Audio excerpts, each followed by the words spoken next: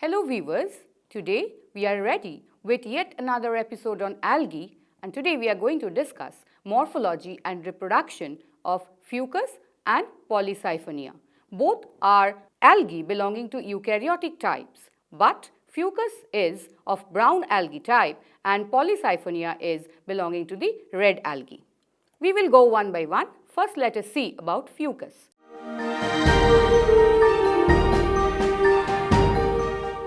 Fucus is a genus of brown algae and it's also called as rockweed.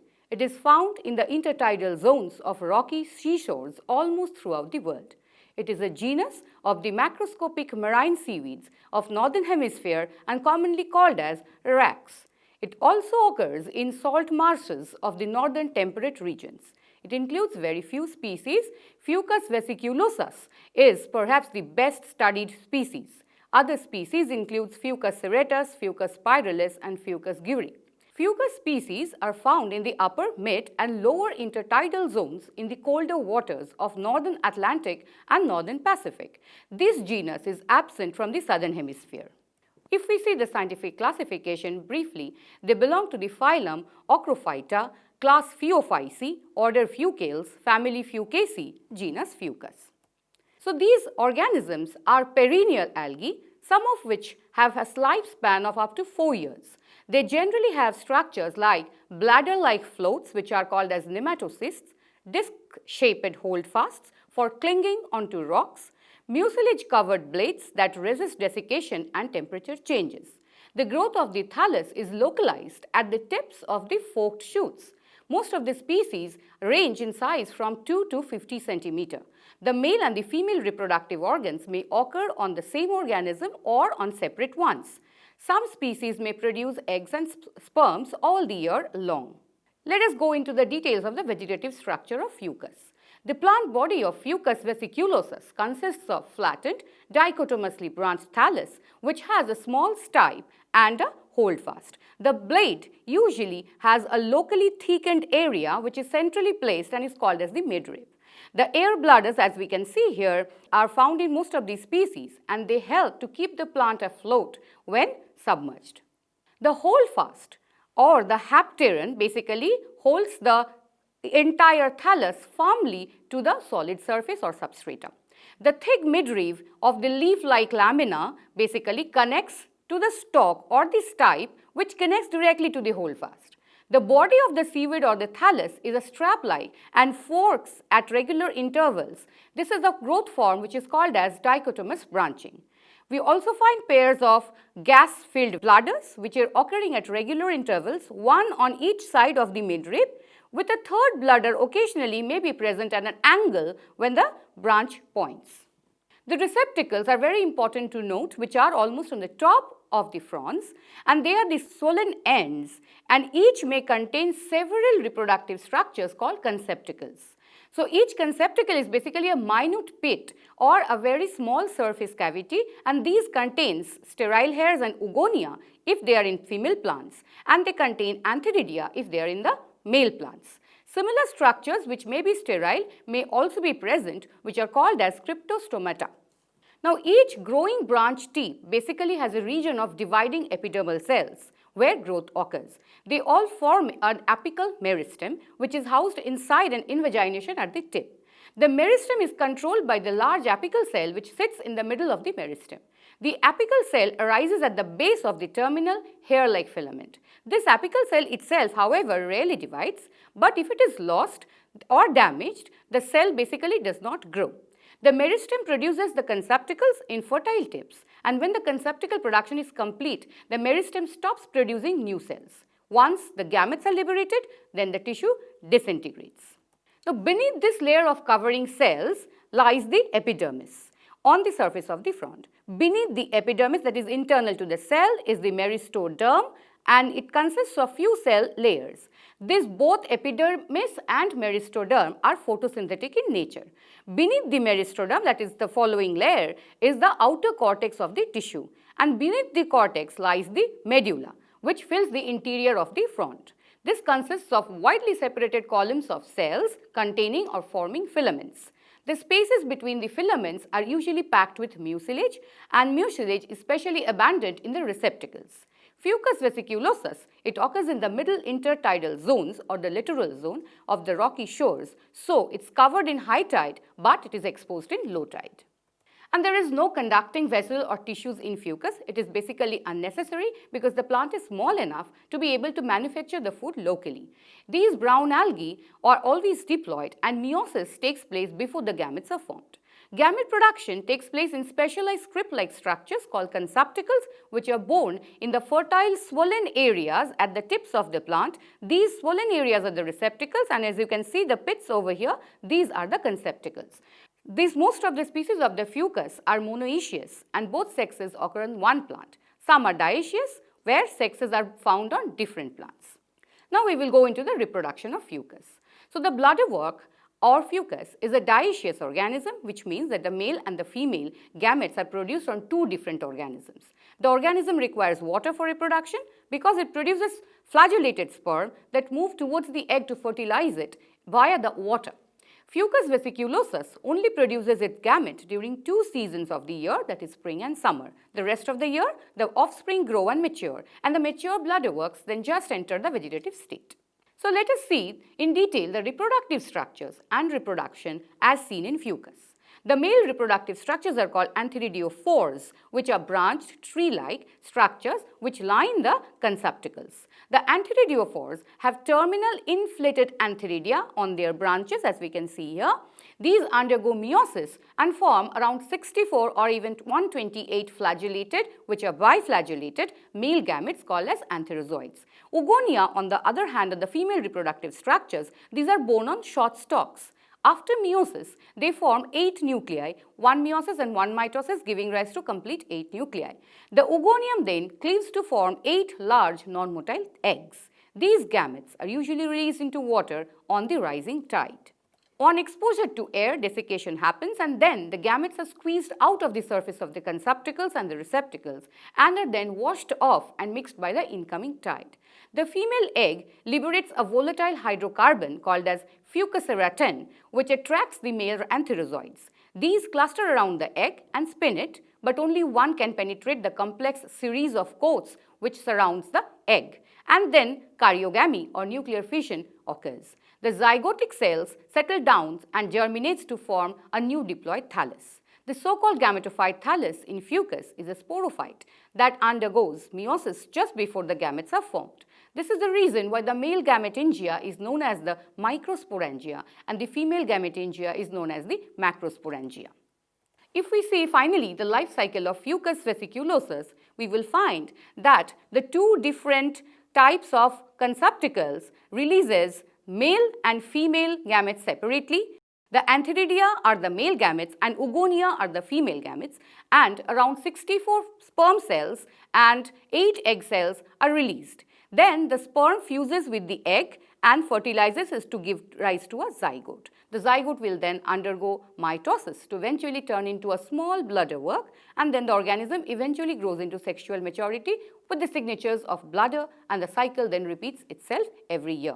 And to cover up, the fucus species basically along with the other brown algae are important source of alginates. So this is briefly their economic importance. These are colloidal extracts which has many industrial uses similar to those of agar.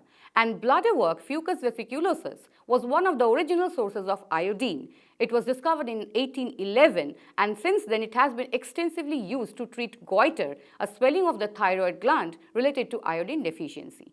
So thus we come to the end of the talk on fucus with the structure both vegetative and reproductive, and seeing the reproduction of fucus. Now we will be seeing the reproduction as well as structures in Polysiphonia.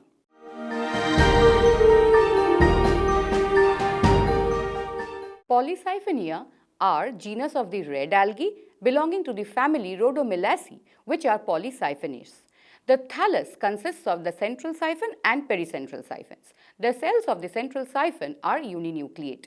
The male and the female reproductive structures develop on special reproductive branches which are called as trichoblasts. After fertilization, carposporophytes and tetrasporophytes are formed. The life cycle is diplobiontic. If we see the systemic position, the Polysiphonia genus belongs to the class Rhodophyceae, subclass Floridae, order Ceramiales, family Rhodomelaceae, and obviously genus Polysiphonia. Occurrence of the Polysiphonia. So basically, it's a large genus with about 200 species. It is represented in India by about 16 species which are found in southern and the western coasts of India. Commonly, they are found in the littoral and the sublittoral zones. Some of the common Indian species include Polysiphonia ferulacra, Polysiphonia urceolata, and Polysiphonia variegata. So most of the species may be lithophytes, that is, they basically grow on the rocks. Some species are epiphytic, which means they are found growing on other plants and algae, while some species are semi-parasitic. For example, Polysiphonia fastigiata is a semi-parasite on Ascophyllum nodosum as well as Fucus. Briefly, the thallus structure of Polysiphonia. The thallus is filamentous. It's red or purple red in color. The thallus is actually multi-axial and all cells are connected by pit connections. Due to the continuous branching and rebranching, the thallus basically gives a feathery appearance. The thalli may reach a length of about 30 centimeter. The thallus is heterotrichous, which means it is differentiated into a basal prostrate system and an erect aerial system. We will discuss this prostrate and the aerial system in detail. First, the prostrate system. The prostrate system creeps over the substratum. Its functions are basically attachment of the thallus to the substratum and for perennation. Most of the species in Polysiphonia, like Polysiphonia nigrescens, the prostrate system is well developed and multi-axial in nature, but in some species like Polysiphonia elongata, the multi-axial prostrate system is absent. So the erect aerial system arises basically from the prostrate system. It is made up of again multi-axial branched filaments, but the main axis and the long branches both have similar structures. These are made up of central large filaments or central siphons of cylindrical cells. The central siphon is surrounded by a number of pericentral cells or pericentral siphons. The number of these pericentral siphons varies from species to species. The length of the central siphon and the pericentral siphon is almost equal. Thus, the filament appears to be divided into nodes and internodes. Each pericentral siphon remains connected with the central siphon through pit connections. The successive central siphon cell and all the peripheral cells are also connected to each other through these pit connections, and hence the complete thallus makes a polysiphonaceous nature. We will now move to the branching. The thallus of Polysiphonia bears two types of branches, short branches and long branches. These are in the erect system. The branches are lateral and monopodial, and branching often starts from the cells lying 2 to 5 cells below the apical cell. First, the short branches, which are also called as trichoblast. These are branches of limited growth. These are uniaxial in structure and they lack pericentral siphons. They are also connected to each other by the pit connections. These branches arise on the main axis as well as on long branches in spiral manner. Their cells contain very few chromatophores. These branches are deciduous. They are perennial species, shed these branches before winter and develop again in the spring season. The basal cell of the last trichoblast is retained as a scar cell by the pericentral siphon. How does this trichoblast develop? This develops initially as a trichoblast initial cell, which is differentiated from a cell 2 to 5 cells below the apical cell. So, if this is the apical cell, this 2 cells remaining below that, the third one, may give rise to what is called as the trichoblast initial. It starts as a small cell and divides repeatedly to form dichotomously branched uniseriate multicellular hair-like trichoblast. This trichoblast may bear male or female reproductive structures, or they may remain sterile. Then the long lateral branches. So, these are branches of unlimited growth, unlike the first one. These are polysiphonaceous at the base and monosiphonaceous in the terminal parts. These branches develop from the basal cells of the short branches.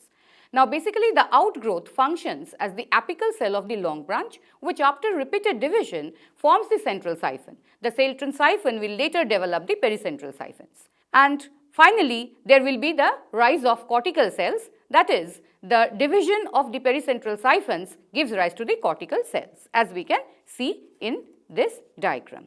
So these are the central siphon, this is the central siphon, these are the pericentral siphon, and these are the cortical cells. Initial or in actual structure of the cell of polysiphonia, we will see that the cells of the central and both pericentral siphons are cylindrical and elongated. The cell wall here is differentiated into an outer pectic and an inner cellulosic layer. The cell often contains a large central vacuole like any other eukaryotic algal cells, and this is delimited by a membrane tonoplast. The cytoplasm is present between the cell wall and the central vacuole. The cell contains a number of red discoid chromatophores, but they lack pyrenoids. The chromatophores contain several pigments like chlorophyll A, chlorophyll D, carotenes, phycoerythrines and phycocyanins. The chromatophores are parietal in position. The central siphon cells are pericentral siphon cells possess single peripheral nucleus. The cytoplasm contains granules of Floridian starch, which is the typical reserve material in case of the Rhodophyceae. And how do the polysiphonia grow? By the dome-shaped apical cell located at the tip of central siphon. The apical cell cuts many cells on its lower side by transverse division, and then they form the central siphon. These will initially form the pericentral cells. Now we are moving on to the sexual reproduction. Sexual reproduction is oogamous type, that is the highly advanced type, and the plants are dioecious, that is male and the female sex organs are produced on different male and female gametophytic plants. First we will see the male gametophyte, how they are produced. The male sex organs, called as the spermatangia or antheridia, develop on the fertile trichoblast present on tips of male gametophytic plant. The male trichoblast, when there are only 2 or 3 cells, divide dichotomously. In most of these species, one branch may remain sterile and the other may bear spermatangia, or the sterile branch may also give rise to fertile trichoblast. The cells of the fertile uniaxial trichoblast, except 2 to 3 cells, divide periclinally to form the pericentral cells, as we can see here. So this is the central siphon and these are the pericentral cells. These pericentral cells may form spermatangial mother cells on the outer side, and each of these peritengial mother cells cuts off 2 or 4 sporangia on the outer side. The complete structure makes one cone-shaped cluster of spermatangia. If we can see the mature spermatangium here, it's a globular or oblong structure and it is unicellular in nature. Its cell wall is differentiated into 3 layers: inner refractive, middle gelatinous and outer thick. The uninucleate protoplast of the spermatangium forms a male gamete or spermatium, and the spermatium is actually non-motile and released through an apical pore in the spermatangium. Moving on to the female gametophyte, the female sex organs of polysiphonia are called carpogonium. The carpogonium develops on trichoblast on female gametophytic plants, and the trichoblast initial arises from a cell 2 to 4 cells behind the apical cell. It develops into 5 to 7 celled female trichoblast. The 3 lower cells form 5 parietal cells, of which 1 is adaxial, 2 lateral and 2 abaxial cells. These cells will actually surround the central cells, as we can see here. The adaxial cell, called as the supporting cell, forms the basal sterile filament initial. Then we also have a lateral sterile filament initial and a curved 4-celled carpogonial branch. The basal swollen flask-shaped cell of the carpogonial branch functions as the carpogonium or egg cell, and the upper tubular elongated part is called as the trichogyne. The lateral sterile filament initial then divides to form 2-celled lateral sterile filament, and the pericentral cells surrounding the carpogonium forms outgrowths to cover the carpogonium. This sterile sheath around the carpogonium is called as the pericarp. Then after these 2 are released, the spermatia are carried to the trichogyne of carpogonium through water currents. The spermatium then adheres to the trichogyne by the mucilage around it, and the walls between the spermatium and the trichogyne dissolve. The male protoplasm thus enters the carpogonium through the trichogyne, and after fertilization of male and female nuclei, a diploid zygote is formed. This is how fertilization takes place. A lot of changes takes place after fertilization, called as the post-fertilization changes. The basal sterile initial and the lateral sterile initial finally divides to give basal sterile filament and lateral sterile filaments respectively. The supporting cell divides transversely to form auxiliary cell between itself and the carpogonium. The tubular protoplasmic connection is established between the auxiliary cell and the carpogonium. The diploid zygote nucleus divides mitotically and they form two diploid nuclei. The auxiliary cell contains initially one haploid nucleus but receives two diploid nucleus. The haploid nucleus degenerates, so left with only the diploid nucleus. The trichogyne at this time basically degenerates. The carpogonium, auxiliary cells and supporting cells all fuse together to give rise to an irregular shaped placental cells. Now, most of the time, the diploid nucleus of the auxiliary cell divides mitotically and forms many diploid nuclei in the placental cell. A number of gonymoblast initials arise from these placental cells and they later diffuse and form the diploid nucleus from the placental cell. After receiving this, they form the gonymoblast. Each gonymoblast initial then forms a two-cell gonymoblast filament or the gonyma lobe. Now, the lower cell of gonymoblast filament can also give rise to new gonymoblast filaments. All the gonymoblast filaments make the compact mass, and this structure arising from diploid zygote cell is called as the carposporophyte. So, basically the carposporophyte is the diploid sporophytic phase in the entire life cycle of Polycyphenia, and it is very much dependent upon the gametophytic haploid phase. The carposporophyte is made up of many of these gonymoblast filaments attached to the pericentral or the placental cells, and they are remaining covered by the sterile pericarp. This is basically urn-shaped structure, and the terminal cell of the gonymoblast filament called the carpogonium, it develops into a carposporangium which forms a single diploid carpospore. The carpospore are liberated through the ostiole of the carposporophyte. These are carried by water and they germinate on suitable substrata. Then we will see the tetrasporophyte stage, which is another stage or phase in the life cycle of the Polycyphenia. This is actually the asexual reproductive stage. The tetrasporophytes are free-living diploid plants in the life cycle, and these morphologically are very similar to the haploid gametophytic plants, but they do not bear male or female sex organs like the gametophytic plants. Some pericentral cells of the tetrasporophytic plant function as tetrasporangial initials. Later, by several vertical divisions, they give rise to the tetrasporangial cells. The cover cell then divides further to make two or more cover cells. The sporangial mother cell divides by transverse division to make the lower stalk cell and the upper sporangial cells. The branches bearing the tetrasporangia, they become twisted and swollen. The diploid nucleus of the tetrasporangium divides meiotically, forming 4 haploid nuclei followed by division of the protoplast. The 4 uninucleate segments develop into 4 haploid tetraspores or meiospores, which are arranged tetrahedrally. These tetraspores on maturity are liberated by splitting of the sporangial wall accompanied by lifting of the cover cell. 2 or 4 of the tetraspores germinate to make haploid male gametophytic plant and 2 make haploid female gametophytic plants. Hence, the asexual reproduction in Polycyphenia takes place by means of the haploid tetraspores which are formed on tetrasporophytic plant. So, ultimately, we see in case of Polycyphenia, the life cycle exhibits triphasic alternation of generation, and the 3 distinct phases are gametophytic phase, carposporophytic phase and the tetrasporophytic phase. Polycyphenia are dioecious, already mentioned before, and the haploid male gametophytic plant bears sex organs which are spermatangia and they produce haploid spermatia. Likewise, female gametophytic plant bears sex organs carpogonium. Fertilization takes place in situ and the diploid zygote is formed. The zygote develops in the second phase of the life cycle, the carposporophyte, which is dependent upon the female gametophytic plant. Then the carpospores germinate to make diploid tetrasporophytic plants. The tetrasporophytic plant bear tetrasporangia. And the diploid tetrasporangial nucleus divides meiotically and forms 4 haploid tetraspores, which again make the gametophytic male and female plants. So, thus the life cycle of Polycyphenia, 2 diploid phases, the carposporophyte and the tetrasporophyte alternate with 1 haploid gametophytic phase. And thus this can be called as a triphasic diplobiontic with isomorphic alternation of generation. With this, we have a complete picture of how the reproduction, which is of the typical advanced type in Polycyphenia, takes place.